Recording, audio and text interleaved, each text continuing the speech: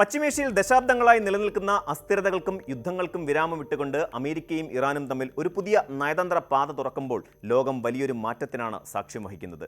Donald Trump ഭരണകൂടവും ഇറാനും തമ്മിൽ ഒപ്പുവെച്ച പുതിയ താൽക്കാലിക ധാരണാപത്രം പശ്ചിമേഷ്യയിൽ ദീർഘകാല സമാധാനം കൊണ്ടുവരുമെന്ന് പ്രതീക്ഷിക്കുമ്പോഴും അതിലെ ചില കടുത്ത വ്യവസ്ഥകൾ വലിയ രാഷ്ട്രീയ തർക്കങ്ങൾക്കും ആശങ്കകൾക്കും വഴിതുറന്നിരിക്കുകയാണ്. പ്രത്യേകിച്ച് ഇറാന്റെ പുനർനിർമ്മാണത്തിനായി പ്രഖ്യാപിക്കപ്പെട്ട $300 ബില്യൺ സാമ്പത്തിക പാക്കേജ് ആരാണ് നൽകുന്നത് എന്ന ചോദ്യം ഇപ്പോൾ ഗൾഫ് രാജ്യങ്ങളിലെ ഭരണാധികാരികളുടെയും അന്താരാഷ്ട്ര നിരീക്ഷകരുടെയും പ്രധാന ചർച്ചാ വിഷയമാണ്. കഴിഞ്ഞ കുറച്ച് മാസങ്ങളായി നീണ്ടുനിന്ന കടുത്ത യുദ്ധത്തിൽ തകർന്നടിഞ്ഞ ഇറാന്റെ അടിസ്ഥാന സൗകര്യങ്ങളെ പുനരുജ്ജീവിപ്പിക്കാൻ ഇത്രയും വലിയ തുക നൽകുന്നത് അവരുടെ സൈനിക ശക്തിയെ വീണ്ടും വർദ്ധിപ്പിക്കാൻ സഹായിക്കുമോ എന്നാണ് വാഷിംഗ്ടണിന്റെ ഏറ്റവും അടുത്ത അറബ് സഖ്യകക്ഷികൾ ഭയപ്പെടുന്നത്. ഈ പശ്ചാത്തലത്തിലാണ് അമേരിക്കൻ വിദേശകാര്യ secretary Marco Rubio United Arab Emirates, Kuwait, Bahrain തുടങ്ങിയ ഗൾഫ് രാജ്യങ്ങളിലേക്ക് അതിനിർണായകമായ 3 ദിവസത്തെ സന്ദർശനത്തിനായി പുറപ്പെട്ടിരിക്കുന്നത്. ട്രംപ് ഭരണകൂടത്തിന്റെ പുതിയ ഇറാൻ നയം തങ്ങളുടെ പരമ്പരാഗത സുഹൃത്തുക്കളുടെ സുരക്ഷയെ യാതൊരു വിധത്തിലും ദോഷകരമായി ബാധിക്കില്ലെന്ന് ബോധ്യപ്പെടുത്തുക എന്ന കഠിനമായ ദൗത്യമാണ് റൂബിയോയ്ക്ക് മുന്നിലുള്ളത്. ഒരേ സമയം ശത്രുരാജ്യവുമായി സമാധാനം സ്ഥാപിക്കുകയും അതേസമയം സ്വന്തം സഖ്യകക്ഷികളുടെ വിശ്വാസം കാത്തു സൂക്ഷിക്കുകയും ചെയ്യുക എന്ന വലിയൊരു നയതന്ത്ര പരീക്ഷണത്തിനാണ് ഇപ്പോൾ വാഷിംഗ്ടൺ മുതിർന്നിരിക്കുന്നത്. സ്വിറ്റ്സർലൻഡിൽ നടന്ന രഹസ്യ ചർച്ചകൾക്കൊടുവിൽ ഫ്രാൻസിലെ വേഴ്സായി കൊട്ടാരത്തിൽ വെച്ച് പ്രസിഡന്റ് ഡൊണാൾഡ് ട്രംപും ഇറാന്റെ പ്രതിനിധികളും തമ്മിൽ ഒപ്പുവെച്ച ധാരണാപത്രത്തിലെ ഏറ്റവും തർക്ക വിഷയമായ ഭാഗം ഇറാന്റെ സാമ്പത്തിക വികസനത്തിനും അടിസ്ഥാന സൗകര്യ പുനർനിർമ്മാണത്തിനുമായി മാറ്റിവെച്ചിരിക്കുന്ന $300 ബില്യൺ അന്താരാഷ്ട്ര ഫണ്ടാണ്. കഴിഞ്ഞ 4 മാസമായി തുടരുന്ന കടുത്ത യുദ്ധത്തിൽ ഇറാന് വലിയ നാശനഷ്ടങ്ങൾ സംഭവിച്ചിട്ടുണ്ടെന്നും അതിന്റെ പശ്ചാത്തലത്തിൽ ഇത്തരമൊരു പാക്കേജ് അനിവാര്യമാണെന്നുമാണ് ഇറാന്റെ നിലപാട്. മുൻപ് തന്റെ 1ാം ഭരണകാലത്ത് ഇറാനെതിരെ പരമാവധി സമ്മർദ്ദം ചെലുത്തുന്ന നയം സ്വീകരിച്ച ട്രംപ് തന്റെ 2ാം ഭരണകാലത്ത് ഇത്തരമൊരു അനുരഞ്ജന കരാറിലേക്ക് എത്തിയത് പലരെയും അത്ഭുതപ്പെടുത്തിയിട്ടുണ്ട്. എന്നാൽ ഈ ധാരണാപത്രത്തിന്റെ വിശദാംശങ്ങൾ പുറത്തു വന്നതോടെ അമേരിക്കൻ ആഭ്യന്തര രാഷ്ട്രീയത്തിൽ വലിയൊരു പ്രതിസന്ധി രൂപപ്പെട്ടിരിക്കുകയാണ്. ഡെമോക്രാറ്റിക് പാർട്ടിയുടെ പ്രമുഖ നേതാക്കളും സെനറ്റർമാരും ട്രംപ് ഭരണകൂടത്തിനെതിരെ കടുത്ത ആരോപണങ്ങളുമായി രംഗത്തെത്തി. അമേരിക്കയിൽ ലക്ഷക്കണക്കിന് ആളുകൾ ഭവനരഹിതരായി തെരുവിൽ കഴിയുമ്പോഴും ക്യാൻസർ പരിവേഷണങ്ങൾക്കും കുട്ടികളുടെ പ്രാഥമിക വിദ്യാഭ്യാസത്തിനുമായി ആവശ്യത്തിന് ഫണ്ടില്ലാതെ രാജ്യം ബുദ്ധിമുട്ടുമ്പോഴും ശത്രുരാജ്യമായ ഇറാന് $300 ബില്യൺ വാരിക്കോരി നൽകുന്നത് രാജ്യദ്രോഹത്തിന് തുല്യമാണെന്നാണ് പ്രതിപക്ഷത്തിന്റെ വിമർശനം. എന്നാൽ ഇത്തരം ആരോപണങ്ങളെ പൂർണ്ണമായും നിഷേധിച്ചുകൊണ്ട് പ്രസിഡന്റ് ട്രംപ് തന്റെ സോഷ്യൽ മീഡിയ പ്ലാറ്റ്ഫോമായ ട്രൂത്ത് സോഷ്യലിലൂടെ രംഗത്ത് വന്നു. അമേരിക്കയുടെ ഭാഗത്തു നിന്ന് ഒരു സെന്റ് പോലും ഇറാനിലേക്ക് പോകുന്നില്ലെന്നും ഇതെല്ലാം മാധ്യമങ്ങൾ ചമച്ചുണ്ടാക്കുന്ന വ്യാജ വാർത്തകൾ മാത്രമാണെന്നും അദ്ദേഹം വ്യക്തമാക്കി. ഈ കരാർ വഴി അമേരിക്കയ്ക്ക് വലിയ വിജയവും അന്താരാഷ്ട്ര വിപണിയിൽ എണ്ണവിലയിൽ വൻ കുറവും മാത്രമാണ് ഉണ്ടാകാൻ പോകുന്നതെന്നാണ് ട്രംപിന്റെ അവകാശവാദം. എങ്കിലും ഈ ഭീമമായ തുകയുടെ ഉറവിടം എവിടെയാണെന്നതിനെക്കുറിച്ച് സഖ്യകക്ഷികൾക്കിടയിൽ ഇപ്പോഴും കടുത്ത സംശയങ്ങൾ നിലനിൽക്കുന്നുണ്ട്. അമേരിക്കൻ നികുതിദായകരുടെ പണമല്ല ഇതിനായി ഉപയോഗിക്കുന്നതെങ്കിൽ പിന്നെ ആരാണ് ഈ $300 ബില്യൺ ഇറാനിന് നൽകുന്നത് എന്ന ചോദ്യത്തിന് American vice president JD Vance വ്യക്തമായ വിശദീകരണം നൽകിയിട്ടുണ്ട്. സ്വിറ്റ്സർലൻഡിൽ ഖത്തറിന്റെയും പാകിസ്ഥാന്റെയും മധ്യസ്ഥതയിൽ നടന്ന സാങ്കേതിക ചർച്ചകൾക്ക് നേതൃത്വം നൽകിയ ശേഷം മാധ്യമങ്ങളെ കണ്ട വാൻസ് വ്യക്തമാക്കിയത് ഈ തുക പൂർണ്ണമായും ഗൾഫ് മേഖലയിലെ സമ്പന്ന രാജ്യങ്ങളും അന്താരാഷ്ട്ര സ്വകാര്യ നിക്ഷേപകരും ചേർന്നാണ് കണ്ടെത്തേണ്ടത് എന്നാണ്. ഇറാൻ തങ്ങളുടെ ആണവ പദ്ധതികൾ പൂർണ്ണമായും ഉപേക്ഷിക്കുകയും അവരുടെ ആണവ കേന്ദ്രങ്ങൾ അന്താരാഷ്ട്ര ഏജൻസികളുടെ കർശനമായ പരിശോധനകൾക്കായി തുറന്നു കൊടുക്കുകയും ചെയ്താൽ മാത്രമേ ഈ പുനർനിർമ്മാണ ഫണ്ട് ലഭ്യമാകൂ. ഇറാൻ തങ്ങളുടെ ശത്രുതാപരമായ നിലപാടുകൾ അവസാനിപ്പിക്കുകയാണെങ്കിൽ പശ്ചിമേഷ്യയിലെ മറ്റ് അറബ് രാജ്യങ്ങൾ ഇറാനിൽ വലിയ തോതിൽ നിക്ഷേപം നടത്താൻ താൽപ്പര്യമുണ്ട്. നിലവിൽ അമേരിക്ക ഏർപ്പെടുത്തിയിരിക്കുന്ന കടുത്ത സാമ്പത്തിക ഉപരോധങ്ങൾ കാരണം UAE, സൗദി അറേബ്യയോ പോലെയുള്ള രാജ്യങ്ങൾക്ക് ഇറാനിൽ പണം നിക്ഷേപിക്കാൻ സാധിക്കില്ല. പുതിയ കരാർ യാഥാർത്ഥ്യമാകുന്നതോടെ ഇറാന്റെ വിപണി അന്താരാഷ്ട്ര നിക്ഷേപകർക്കായി തുറക്കപ്പെടും. ഉദാഹരണത്തിന് UAEക്ക് ഇറാനിൽ ഒരു വലിയ ഊർജ്ജ പദ്ധതി അല്ലെങ്കിൽ പവർ പ്ലാന്റ് നിർമ്മിക്കാൻ താൽപ്പര്യമുണ്ടെങ്കിൽ അതിനായി അവർ നടത്തുന്ന നിക്ഷേപങ്ങൾ ഈ $300 ബില്യൺ പാക്കേജിന്റെ ഭാഗമായി കണക്കാക്കും. അതായത് അമേരിക്ക നേരിട്ട് പണം നൽകുന്നതിന് പകരം ഇറാന്റെ വികസനത്തിനായി ഗൾഫ് രാജ്യങ്ങളുടെയും സ്വകാര്യ കമ്പനികളുടെയും നിക്ഷേപങ്ങൾ ആകർഷിക്കാനുള്ള ഉപരോധ ഇളവുകൾ നൽകുക മാത്രമാണ് വാഷിംഗ്ടൺ ചെയ്യുന്നത്. എന്നാൽ ഇറാൻ ഒരു സാധാരണ ജനാധിപത്യപരമായ അന്താരാഷ്ട്ര ക്രമത്തിലേക്ക് മാറാൻ തയ്യാറായാൽ മാത്രമേ ഈ നിക്ഷേപങ്ങൾ യാഥാർത്ഥ്യമാകൂ എന്ന കടുത്ത വ്യവസ്ഥയും അമേരിക്ക മുന്നോട്ട് വയ്ക്കുന്നുണ്ട്. അമേരിക്കയുടെ ഈ സാമ്പത്തിക തന്ത്രങ്ങൾ ഗൾഫ് രാജ്യങ്ങളുടെ സുരക്ഷാ ആശങ്കകളെ പൂർണ്ണമായി പരിഹരിക്കാൻ തക്കവണ്ണമുള്ളതല്ല. UAE, Saudi Arabia, Kuwait, Bahrain, Qatar തുടങ്ങിയ GCC രാജ്യങ്ങൾ അമേരിക്കയുടെ മിഡിൽ ഈസ്റ്റിലെ സുരക്ഷാ സംവിധാനത്തിന്റെ ഏറ്റവും പ്രധാനപ്പെട്ട പങ്കാളികളാണ്. ഈ രാജ്യങ്ങളിലെല്ലാം തന്നെ വലിയ അമേരിക്കൻ സൈനിക താവളങ്ങൾ സ്ഥിതി ചെയ്യുന്നുണ്ട്.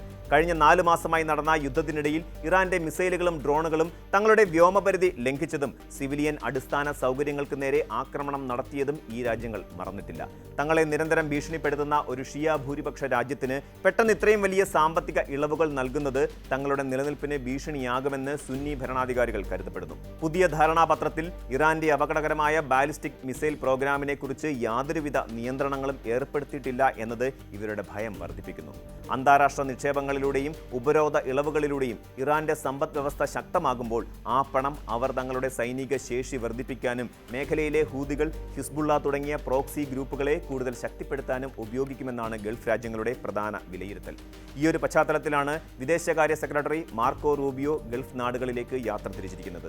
തങ്ങളുടെ പുതിയ നയതന്ത്ര നീക്കങ്ങൾ ഗൾഫ് രാജ്യങ്ങളുടെ സുരക്ഷയെ ബലികഴിപ്പിച്ചുകൊണ്ടാവില്ല എന്ന് അവരെ ബോധ്യപ്പെടുത്തേണ്ട വലിയൊരു ഉത്തരവാദിത്തം റൂബിയോയ്ക്കുണ്ട്. ബഹ്റൈനിൽ വെച്ച് നടക്കുന്ന ഗൾഫ് കോഓപ്പറേഷൻ കൗൺസിൽ യോഗത്തിൽ അദ്ദേഹം ഈ ആശങ്കകൾക്ക് വ്യക്തമായ മറുപടി നൽകേണ്ടി വരും. ഇറാനുമായുള്ള ചർച്ചകളിൽ ഏറ്റവും കൂടുതൽ തർക്കങ്ങൾക്ക് കാരണമാകുന്നത് വിവിധ അന്താരാഷ്ട്ര ബാങ്കുകളിലായി മരവിപ്പിച്ച് സൂക്ഷിച്ചിരിക്കുന്ന ഇറാന്റെ സ്വന്തം ആസ്തികളുടെ വിനിയോഗമാണ്. ഇന്ത്യ, ചൈന, ഖത്തർ, ഇറാഖ് തുടങ്ങിയ രാജ്യങ്ങളിലെ ബാങ്കുകളിലായി ഏകദേശം 100 ബില്യൺ മുതൽ $120 ബില്യൺ വരെയുള്ള ഇറാന്റെ പണം ഉപരോധങ്ങൾ കാരണം മരവിപ്പിച്ചിരിക്കുകയാണ്. ഈ പണം തങ്ങൾക്ക് ഉപാധികളില്ലാതെ വിട്ടുതരണമെന്നാണ് ഇറാന്റെ സെൻട്രൽ ബാങ്ക് ഗവർണർ ആവശ്യപ്പെട്ടിരിക്കുന്നത്. ഇറാന്റെ മരവിപ്പിച്ച ആസ്തികൾ തിരികെ നൽകുന്നത് അന്താരാഷ്ട്ര തലത്തിൽ അമേരിക്കൻ ഡോളറിന്റെ വിശ്വാസ്യത നിലനിർത്താൻ അത്യന്താപേക്ഷിതമാണെന്നാണ് പ്രസിഡന്റ് ട്രംപിന്റെ പുതിയ നിലപാട്. എന്നാൽ ഈ തുക ഒന്നിച്ച് റിലീസ് ചെയ്താൽ അത് തീവ്രവാദ പ്രവർത്തനങ്ങൾക്കും ആയുധ നിർമ്മാണത്തിനും ഉപയോഗിക്കപ്പെടാൻ വലിയ സാധ്യതയുണ്ട്. ഇതിനൊരു പരിഹാരമെന്നോണം ട്രംപിന്റെ മുൻ ഉപദേശകനായ ജാരേദ് കുഷ്ണർ ഖത്തറുമായി ചേർന്ന് ഒരു സവിശേഷമായ പദ്ധതി മുന്നോട്ട് വച്ചിട്ടുണ്ട്. ഈ ഫോർമുല പ്രകാരം മരവിപ്പിച്ച പണം റിലീസ് ചെയ്യുമെങ്കിലും അത് നേരിട്ട് ഇറാന്റെ കൈകളിലെത്തില്ല.